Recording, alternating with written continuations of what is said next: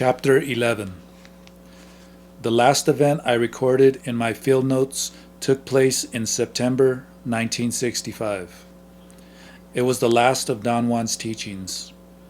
I called it a special state of non-ordinary reality, because it was not the product of any of the plants I had used before. It seemed that Don Juan elicited it by means of a careful manipulation of cues about himself. That is to say, he behaved in front of me in so skillful a manner that he created the clear and sustained impression that he was not really himself, but someone impersonating him. As a result, I experienced a profound sense of conflict. I wanted to believe it was Don Juan, and yet I could not be sure of it. The concomitant of the conflict was a conscious terror, so acute that it impaired my health for several weeks. Afterward, I thought it would have been wise to end my apprenticeship then. I have never been a participant since that time, yet Don Juan has not ceased to consider me an apprentice. He has regarded my withdrawal only as a necessary period of recapitulation, another step of learning, which may last indefinitely. Since that time, however, he has never expounded on his knowledge. I wrote the detailed account of my last experience almost a month after it happened, although I had already written copious notes on its salient points on the following day, during the hours of great emotional agitation which preceded the highest point of my terror. Friday, October 29th, 1965. On Thursday, September 30th, 1965, I went to see Don Juan. The brief, shallow states of non-ordinary reality had been persisting in spite of my deliberate attempts to end them, or slew them off as Don Juan had suggested. I felt that my condition was getting worse, for the duration of such states was increasing. I became sharply aware of the noise of airplanes. The sound of their motors going overhead would unavoidably catch my attention and fix it, to the point where I felt I was following the plane as if I were inside it, or flying with it. This sensation was very annoying. My inability to shake it off produced a deep anxiety in me. Don Juan, after listening attentively to all the details, concluded that I was suffering from a loss of soul. I told him I had been having these hallucinations ever since the time I had smoked the mushrooms, but he insisted that they were a new development. He said that earlier I had been afraid and had just dreamed nonsensical things, but that now I was truly bewitched. The proof was that the noise of the flying airplanes could carry me away. Ordinarily, he said, the noise of a brook or a river can trap a bewitched man who has lost his soul and carry him away to his death. He then asked me to describe all my activities during the time prior to experiencing the hallucinations. I listed all the activities I could remember, and from my account, he deduced the place where I had lost my soul. Don Juan seemed to be overly preoccupied, a state that was quite unusual for him. This naturally increased my apprehension. He said he had no definite idea to who had trapped my soul, but whoever it was intended without doubt to kill me or make me very ill. Then he gave me precise instructions about a fighting form, a specific bodily position to be maintained while I remained on my beneficial spot. I had to maintain this posture he called a form, una forma para pelear. I asked him what all that was for, and whom I was going to fight. He replied that he was going away to see who had taken my soul, and to find out if it was possible to get it back. In the meantime, I was supposed to stay on the spot until his return. The fighting form was actually a precaution, he said, in case something happened during his absence, and it had to be used if I was attacked. It consisted of clapping the calf and thigh of my right leg and stomping my left foot in a kind of dance I had to do while facing the attacker. He warned me that the form had to be adopted only in moments of extreme crisis, but so long as there was no danger in sight, I should simply sit cross-legged on my spot. Under circumstances of extreme danger, however, he said I could resort to one last means of defense, hurling an object at the enemy. He told me that ordinarily one hurls a power object, but since I did not possess any, I was forced to use any small rock that would fit into the palm of my right hand. A rock I could hold by pressing it against my palm with my thumb. He said that such a technique should be used only if one was indisputably in danger of losing one's life. The hurling of the object had to be accompanied by a war cry, a yell that had the property of directing the object to its mark.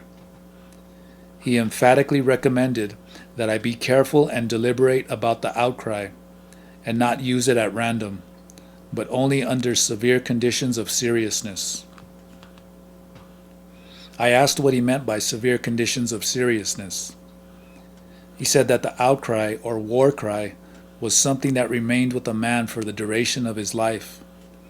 Thus, it had to be a good from the very beginning, and the only way to start it correctly was by holding back one's natural fear and haste until one was absolutely filled with power, and then the yell would burst out with direction and power. He said these were the conditions of seriousness needed to launch the yell. I asked him to explain about the power that was supposed to fill one before the outcry. He said that was something that ran through the body, coming from the ground where one stood. It was a kind of power that emanated from the beneficial spot, to be exact. It was a force that pushed the yell out. If such a force was properly managed, the battle cry would be perfect. I asked him again if he thought something was going to happen to me. He said he knew nothing about it and admonished me dramatically to stay glued to my spot for as long as it was necessary, because that was the only protection I had against anything that might happen. I began to feel frightened. I begged him to be more specific. He said all he knew was that I should not move under any circumstances. I was not to go into the house or into the bush. Above all, he said, I should not utter a single word, not even to him. He said I could sing my mezcalito songs if I became too frightened.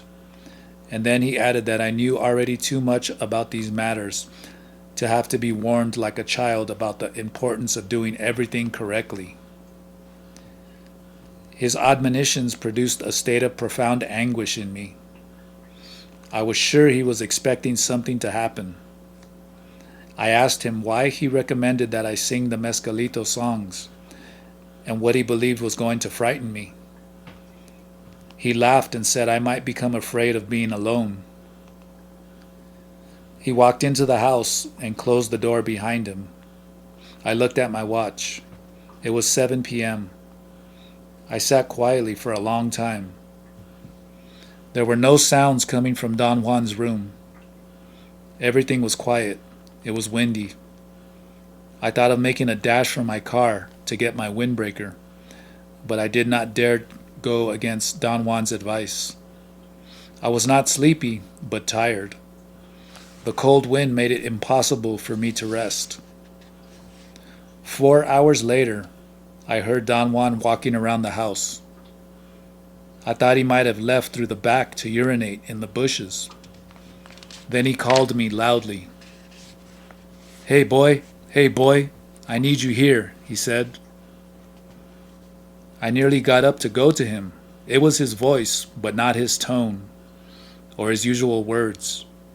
Don Juan had never called me, hey boy, so I stayed where I was. A chill went up my back. He began to yell again, using the same or similar phrase. I heard him walking around the back of his house. He stumbled on a woodpile as if he did not know it was there. Then he came to the porch and sat next to the door with his back against the wall. He seemed heavier than usual. His movements were not slow or clumsy, just heavier. He plunked down to the floor, instead of sliding nimbly as he usually did. Besides, that was not his spot, and Don Juan would never under any circumstances sit anywhere else. Then he talked to me again. He asked me why I refused to come when he needed him. He talked loudly. I did not want to look at him, and yet I had a compulsive urge to watch him. He began to swing slightly from side to side. I changed my position, adopted the fighting form he had taught me, and turned to face him. My muscles were stiff and strangely tense. I do not know what prompted me to adopt the fighting form, but perhaps it was because I believed Don Juan was deliberately trying to scare me by creating the impression that the person I saw was not really himself. I felt he was very careful about doing the unaccustomed in order to establish doubt in my mind. I was afraid, but still I felt I was above it all, because I was actually taking stock of and analyzing the entire sequence. At that point, Don Juan got up. His motions were utterly unfamiliar. He brought his arms in front of his body and pushed himself up, lifting his backside first. Then he grabbed the door and straightened out the top part of his body. I was amazed about how deeply familiar I was with his movements, and what an awesome feeling he had created by letting me see a Don Juan who did not move like Don Juan. He took a couple of steps toward me.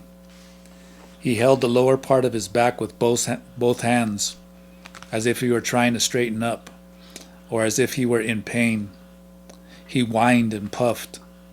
His nose seemed to be stuffed up.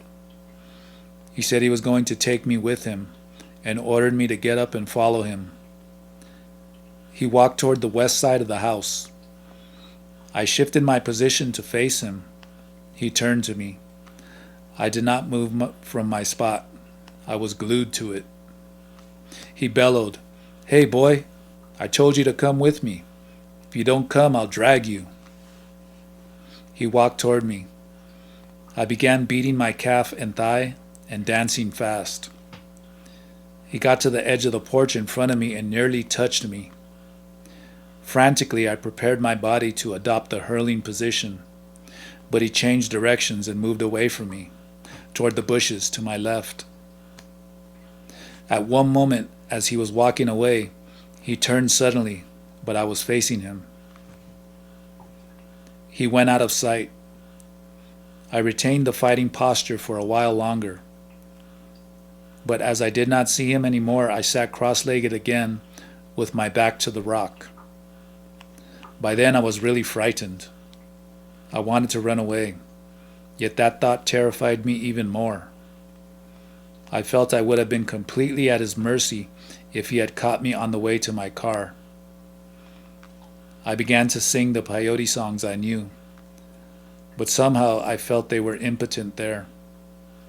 They served only as a pacifier, yet they soothed me. I sang them over and over. About 2:45 a.m., I heard a noise inside the house. I immediately changed my position.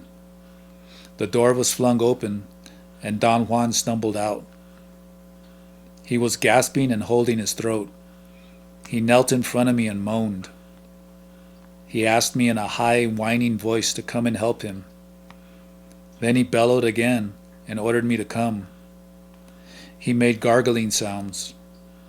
He pleaded with me to come and help him because something was choking him. He crawled on his hands and knees until he was perhaps 4 feet away. He extended his hands to me. He said, "Come here." Then he got up. His arms were extended towards me. He seemed ready to grab me. I stomped my foot on the ground and clapped my calf and thigh. I was beside myself with fear. He stopped and walked to the side of the house into the bushes. I shifted my position to face him. Then I sat down again. I did not want to sing anymore. My energy seemed to be waning. My entire body ached. All my muscles were stiff and painfully contracted. I did not know what to think. I could not make up my mind whether to be angry at Don Juan or not. I thought of jumping him, but somehow I knew he would have cut me down like a bug. I really wanted to cry. I experienced a profound despair. The thought that Don Juan was going all the way out to frighten me made me feel like weeping. I was incapable of finding a reason for his tremendous display of histrionics. His movements were so artful that I became confused. It was not as if he was trying to move like a woman. It was as if a woman was trying to move like Don Juan. I had the impression that she was really trying to walk and move with Don Juan's deliberation, but was too heavy and did not have the nimbleness of Don Juan. Whoever it was in front of me created the impression of being a younger, heavy woman trying to imitate the slow movements of an agile old man. These thoughts threw me into a state of panic. A cricket began to call loudly, very close to me. I noticed the richness of its tone. I fancied it to have a baritone voice. The call started to fade away. Suddenly my whole body jerked. I assumed the fighting position again and faced the direction from which the cricket's call had come. The sound was taking me away. It had begun to trap me before I realized it was only cricket-like. The sound got closer again. It became terribly loud. I started to sing my peyote songs louder and louder. Suddenly the cricket stopped.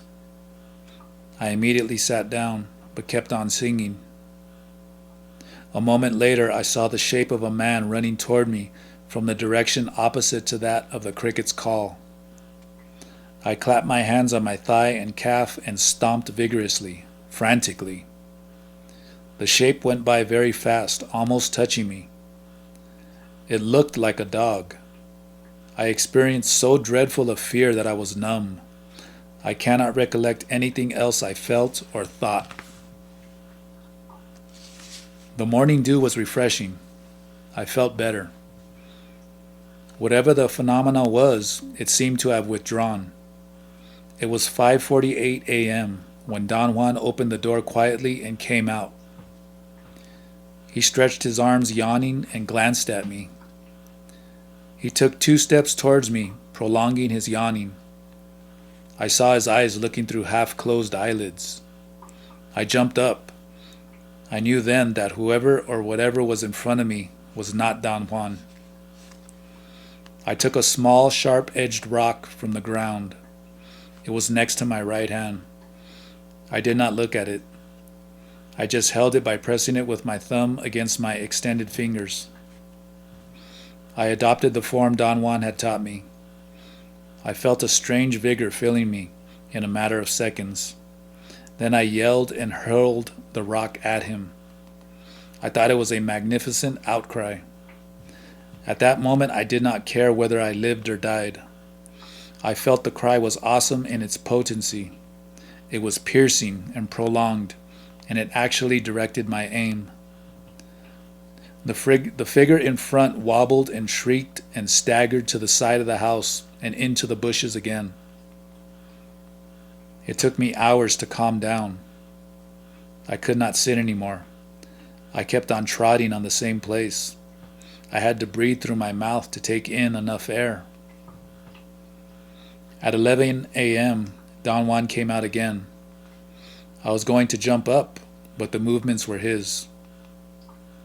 He went directly to his spot and sat down in his usual familiar way. He looked at me and smiled. He was Don Juan. I went to him, and instead of being angry, I kissed his hand. I really believed then that he had not acted to create a dramatic effect, but that someone had impersonated him to cause me harm or to kill me. The conversation began with speculations about the identity of a female person who had allegedly taken my soul. Then Don Juan asked me to tell him about every detail of my experience. I narrated the whole sequence of events in a very deliberate manner. He laughed all the way, as if it were a joke. When I had finished, he said, "You did fine. You won the battle for your soul. But this matter is more serious than I thought. Your life wasn't worth 2 hoots last night. It is fortunate you learned something in the past. Had you not had a little training, you would be dead by now, because whoever you saw last night meant to finish you off."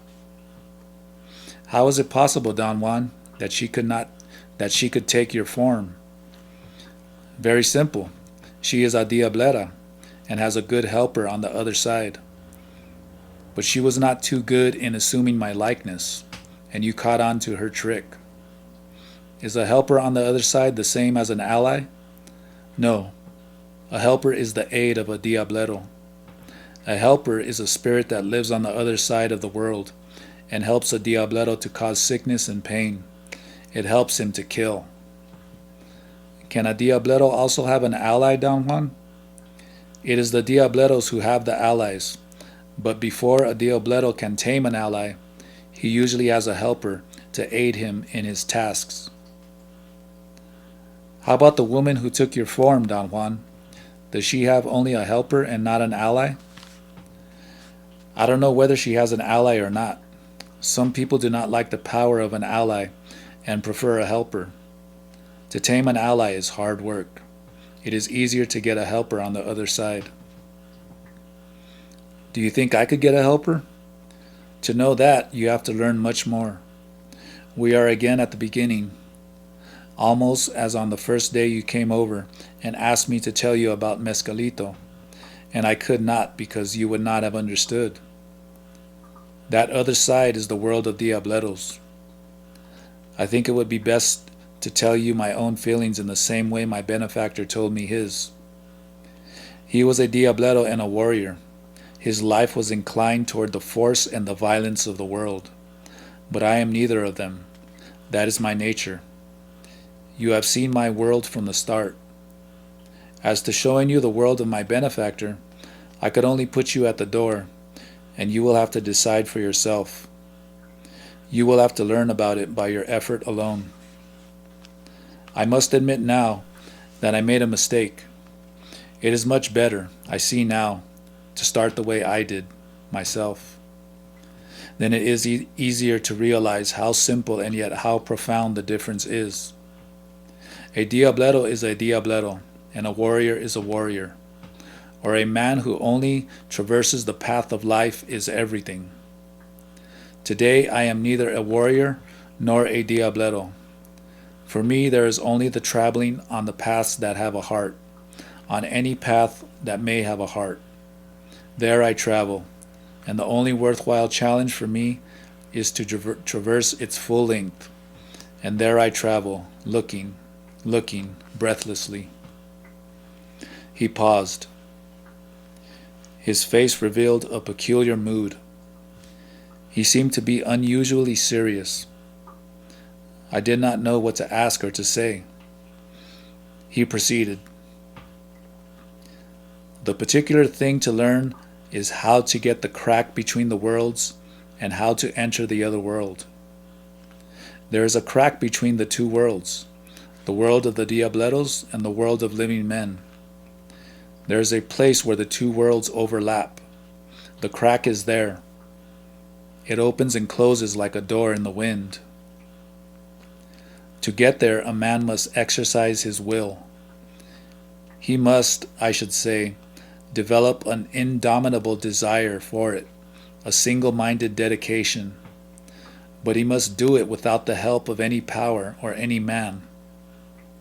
The man by himself must ponder and wish up to a moment in which his body is ready to undergo the journey. That moment is announced by prolonged shaking of the limbs and violent vomiting. The man usually cannot sleep or eat and wanes away. When the convulsions do not stop, the man is ready to go, and the crack between the worlds appears right in front of his eyes, like a monumental door, a crack that goes up and down. When the crack opens, the man has to slide through it. It is hard to see on the other side of the boundary. It is windy, like a sandstorm. The wind whirls around. The man then must walk in any direction. It will be a short or a long journey, depending on his willpower. A strong-willed man journeys shortly. An undecided weak man journeys long and precariously. After this journey, the man arrives at a sort of plateau. It is possible to distinguish some of its features clearly. It is a plain above the ground. It is possible to recognize it by the wind, which there becomes even more violent, whipping, roaring all around. On the top of that plateau is the entrance to that other world, and there stands a skin that separates the two worlds. Dead men go through it without a noise, but we have to break it with an outcry. The wind gathers strength, the same unruly wind that blows on the plateau. When the wind has gathered enough force, the man has to be inflexible, too, so that he can fight the wind. All he needs is a gentle shove. He does not need to be blown to the ends of the other world. Once on the other side, the man will have to wander around. His good fortune will be to find a helper nearby, not too far from the entrance. The man has to ask him for help. In his own words, he has to ask the helper to teach him and make him a diablero. When the helper agrees, he kills the man on the spot, and while he is dead, he teaches him. When you make the trip yourself, depending on your luck, you may find a great diablero in the helper who will kill you and teach you. Most of the time, though, one encounters lesser brujos who have very little to teach, but neither you nor they have the power to refuse. The best instance is to find a male helper, lest one become the prey of a diablera, who will make one suffer in an unbelievable manner. Women are always like that, but that depends on luck alone, unless one's benefactor is a great diablero himself, in which event he will have many helpers in the other world, and can direct one to see a particular helper. My benefactor was such a man. He directed me to encounter his spirit helper. After you return, you will not be the same man. You are committed to come back to see your helper often, and you are committed to wander farther and farther from the entrance, until finally one day you will go too far and will not be able to return. Sometimes a diablero may catch a soul and push it through the entrance and leave it in the custody of his helper until he robs the person of all his willpower. In other cases, like yours for instance, the soul belongs to a strong-willed person, and the diablero may keep it inside his pouch because it is too hard to carry otherwise. In such instances as in yours, a fight may resolve the problem, a fight in which the diablero either wins all or loses all. This time she lost the combat and had to release your soul. Had she won, she would have taken it to her helper for keeps. But how did I win? You did not move from your spot. Had you moved 1 inch away, you would have been demolished. She chose the moment I was away as the best time to strike, and she did it well. She failed because she did not count on your own nature, which is violent, and also because you did not budge from the spot on which you are invincible. How would she have killed me if I had moved? She would have hit you like a thunderbolt, but above all, she would have kept your soul, and you would have wasted away. What is going to happen now, Don Juan? Nothing. You won your soul back. It was a good battle. You learned many things last night. Afterward, we began to look for the stone I had hurled. He said if we could find it, we could be absolutely sure the affair had ended. We looked for nearly 3 hours. I had the feeling I would recognize it, but I could not. That same day in the early evening, Don Juan took me into the hills around his house. There he gave me long and detailed instructions on specific fighting procedures. At one moment in the course of repeating certain prescribed steps, I found myself alone.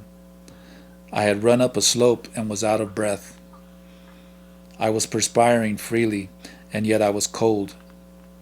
I called Don Juan several times, but he did not answer, and I began to experience a strange apprehension. I heard a rustling in the underbrush, as if someone was coming towards me. I listened attentively, but the noise stopped. Then it came again, louder and closer. At that moment it occurred to me that the events of the preceding night were going to be repeated. In a matter of a few seconds, my fear grew out of all proportion. The rustle in the underbrush got closer, and my strength waned. I wanted to scream or weep, run away or faint. My knees sagged. I fell to the ground, whining. I could not even close my eyes. After that, I remember only Don Juan made a fire and rubbed the contracted muscles of my arms and legs. I remained in a state of profound distress for several hours. Afterward, Don Juan explained my disproportionate reaction as a common occurrence. He said I could not figure out logically what had caused my panic, and replied that it was not the fear of dying, but rather the fear of losing my soul, a fear common among men who do not have unbending intent. That experience was the last of Don Juan's teachings. Ever since that time, I have refrained from seeking his lessons. And although Don Juan has not changed his benefactor's attitude toward me, I do believe that I have succumbed to the first enemy of a man of knowledge.